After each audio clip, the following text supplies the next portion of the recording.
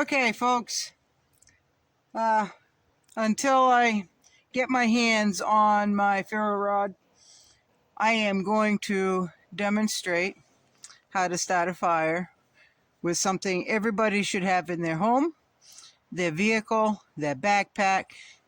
You want more than one way to start a fire, folks. So everybody knows how to start a fire with a lighter, I'm sure. So what I did, I've got a grate here, no idea what it was used for, no idea. I acquired it, it was somebody else's junk, and that works pretty good to keep the fire making debris off the snow, because that's where I am, up next to the snowbank.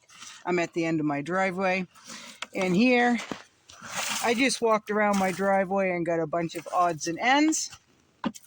So what I've got,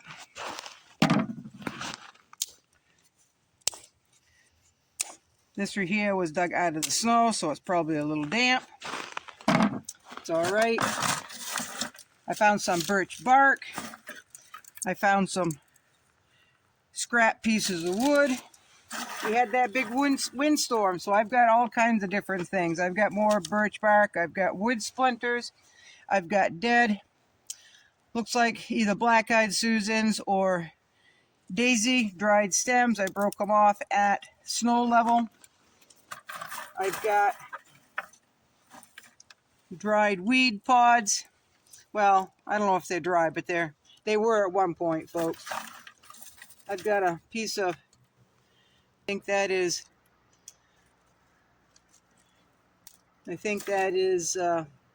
well, it's moss, lichen, it's a fungus of some sort.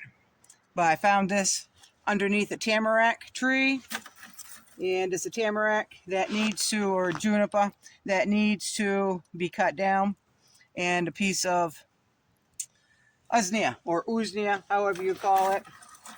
I found a piece of usnea in the driveway. I found some feathers in the driveway. I found a leaf. So what I'm going to do is I'm going to start my base, and I'm just gonna start throwing it down in a pile.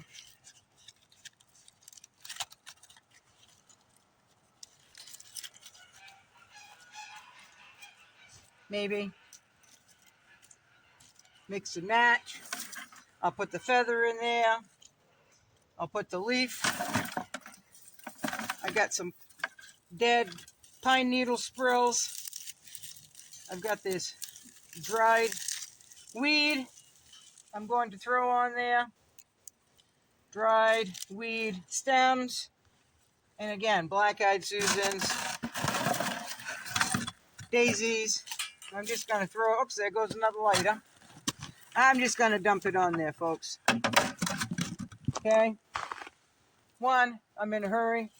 And two, if you needed to start a fire and all you could find was what's around you, who knows what you're going to find, right? So I've got that there. Get this lighter out of the way. And we'll start at the bottom. If the lighter will light, always make sure your lighter's full of fluid, folks. And again, some of this is dry. Some of this is not.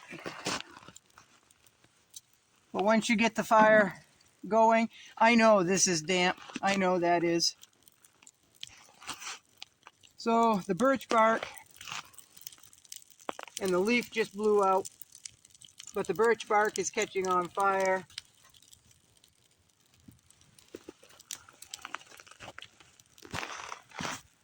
Pardon my tuchus.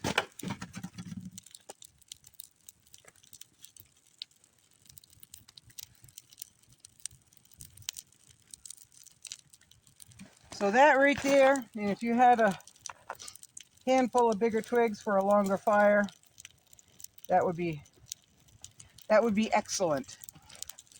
So as you can see, and as most of you know, a lighter with fluid, I like the Bic lighters. I put them and my camping supplies and my backpack and all of that. And I want to remind you folks, there was just an incident with, I don't know this person, but I know the person who knew this person during the cold spell. What they did, they were putting wood in the fire, and they had a nylon winter jacket, folks. And a nylon winter jacket is flammable. They caught their sleeve on fire. They were still in their jacket, and they got burned a little bit. Somebody near them put their arm under the faucet and got the fire out. But you don't play with fire. You don't make a fire. You don't start a fire with anything on your arms that are flammable. Okay? That nylon is the worst. Rain jackets are just as bad, right? So you always want to be careful what you're wearing on your sleeves when you're tending to any sort of fire, folks. So if I was going to sit out here, I would put some bigger wood on there. But seems I'm just doing a demonstration, that's about all there is to that. Now I will be demonstrating how I do certain fires, how I start certain fires here and there. And some of them will be old school. This happens to be just with a common house lighter, which you should carry at least one in your vehicle. You should have 2 or 3 in your house. You should even carrying it in your pocket. Even carrying it in your pocket, making a habit of that, wouldn't be a bad idea.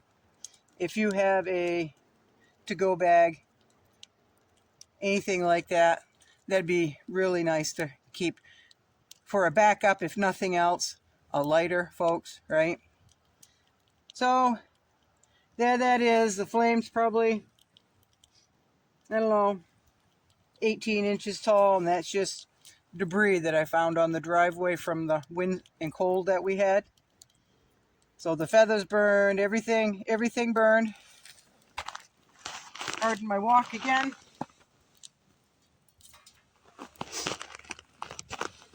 So very simple, very easy. There's no breeze tonight. As you can see, the flame's going right straight up. The challenge is when your kindling is wet, your fire starting stuff is wet, it's raining, and the wind is blowing, right? Those are all challenges other than the challenge of not knowing how to start a fire and how to do it safely, right? So there is that. And I got a shovel of snow, and that's how I'm going to put it out.